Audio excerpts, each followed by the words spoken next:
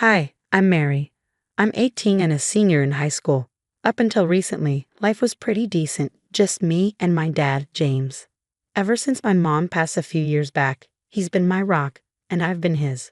He's always encouraged my dreams of becoming a journalist, one who takes down corruption and fights for the truth. But then Jennifer showed up.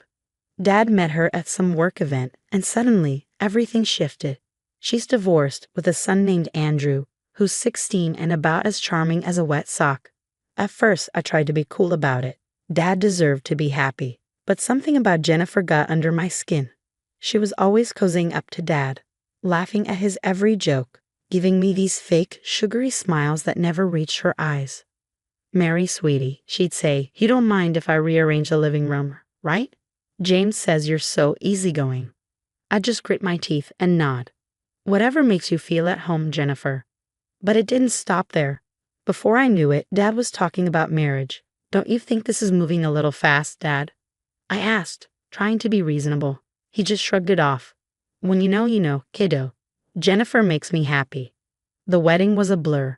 One minute, I was trying to be a supportive daughter. The next, I was watching Dad smash cake into the face of a woman I barely knew. Things got tense fast. I hear Jennifer and Dad arguing late at night. "James, we need a bigger place," she'd say. "This house is too small for 4 people. But Dad was firm. "We can't afford it right now, honey. Maybe in a few months." Her response was always the same. "Well, something has to give. Andrew needs his own space." I tried to ignore it, until one night, Dad knocked on my door, looking like he'd rather be anywhere else. "Mary, honey, we need to talk." My stomach sank. "What's up, Dad?" He couldn't even look me in the eye. "Jennifer and I think it might be best if you moved into the guest room. Just temporarily, of course." I felt like I'd been punched.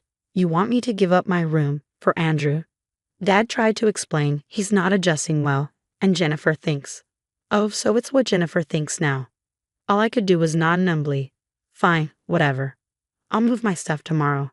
As Dad left, I heard Jennifer downstairs. "See, James, I told you she'd understand." Moving into the guest room felt like exile. My things barely fit, and the walls felt like they were closing in on me. Meanwhile, Andrew moved into my old room as if he owned the place. "Hey sis, thanks for the upgrade," he smirked, rushing past me in the hallway. I bit my tongue hard. "It's Mary, not sis, and you're welcome, I guess."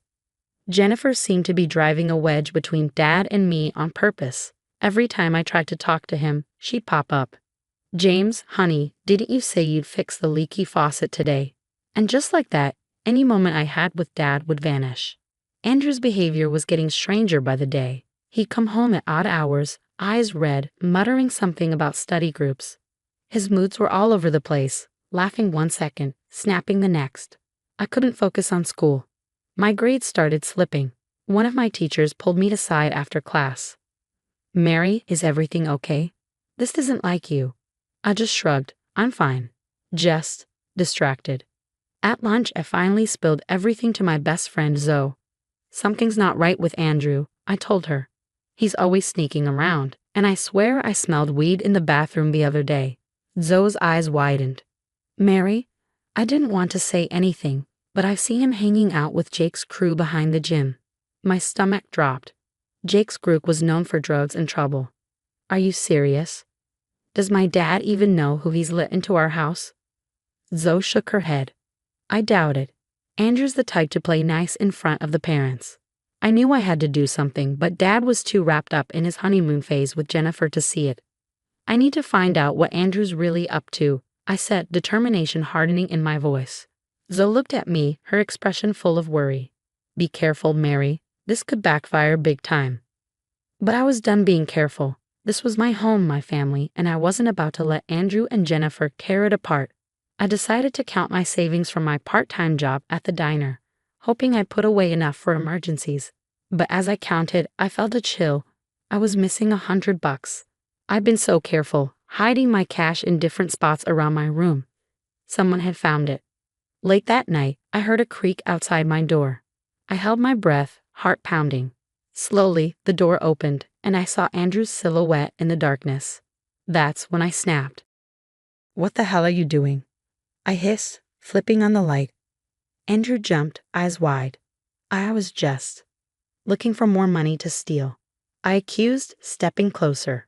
His surprised expression turned cold. So what if it was? What are you going to do about it? I'm telling Dad, you little thief. Before I could react, Andrew grabbed my arm, his grip painful. You're not telling anyone.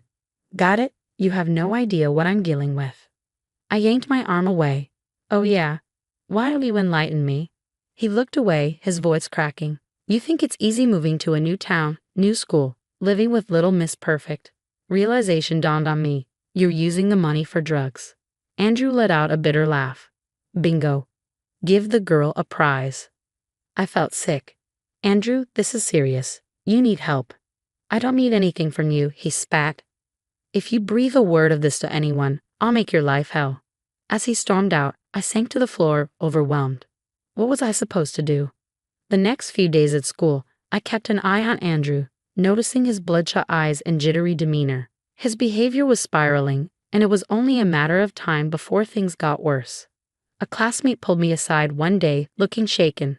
Mary, you should have seen it. We were in English, and Andrew just flipped out. Knocked his desk over and started yelling at Mrs. Johnson right in her face. Said, who cares about Shakespeare? Never seen him snap like that before. I tried to swallow my anxiety, but then an announcement crackled over the PA.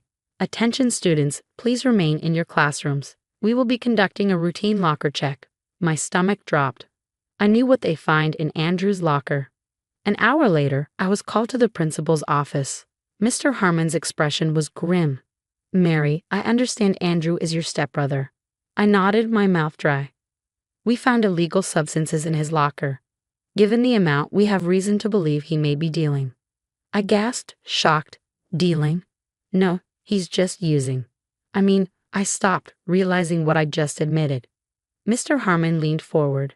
Mary, what do you know about this? So I told him everything, the stealing, the mood swings, the threats. By the end, I was shaking. Mr. Harmon sighed. Thank you for your honesty. Unfortunately, given the severity of the situation, we'll need to involve the police and Child Protective Services. My head spun. The police? I'm sorry, Mary, but this is beyond the school's jurisdiction now. We'll need to contact your parents immediately. As I left the office on shaky legs, I saw Andrew being escorted out by 2 officers. Our eyes met for a brief moment, and in his gaze I saw anger, fear, and something else. Desperation.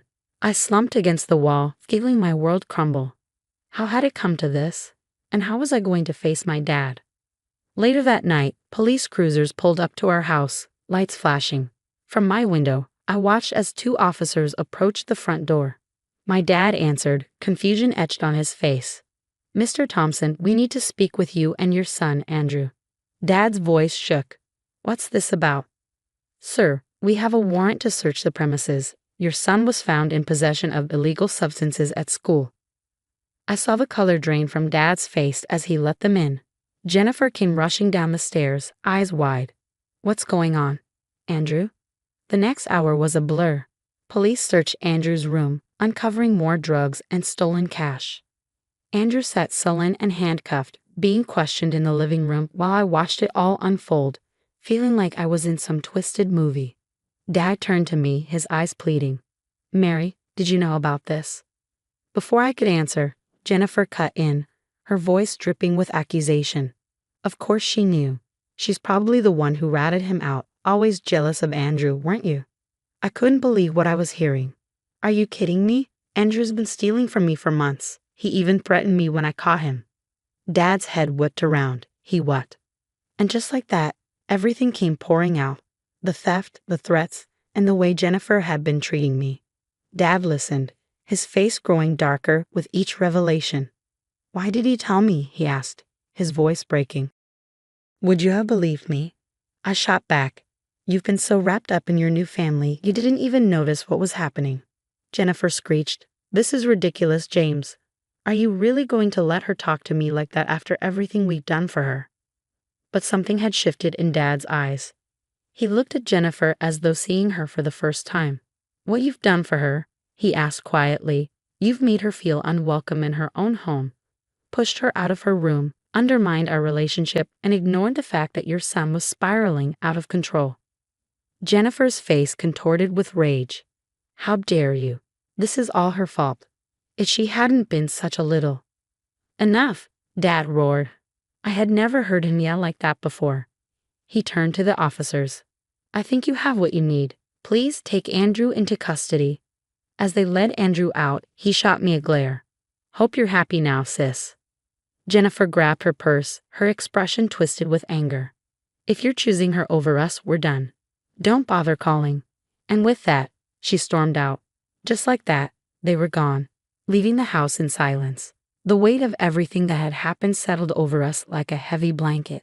Dad and I stood there, neither of us knowing what to say. Finally, he spoke, his voice thick with emotion. Mary, I'm so sorry. I've been a terrible father. I wanted to stay angry to make him feel the hurt and neglect I had felt. But seeing him so broken, I couldn't do it. You really have, Dad. He nodded, tears in his eyes. I know, I got so caught up in trying to create this perfect new family that I forgot about the amazing one I already had. Can you ever forgive me? I took a deep breath. It's going to take time, Dad. A lot of time. We talked for hours that night, really talked for the first time in months. We spoke about Mom, our fears, and how we drifted apart. By the end, we were both emotionally drained. I said slowly, I think I need some space to process everything. Dad looked pained but nodded. I understand. What do you want to do?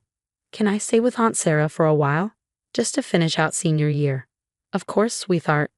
Whatever you need. The next few months were a whirlwind. Moving in with Aunt Sarah, focusing on school, and slowly rebuilding my relationship with Dad.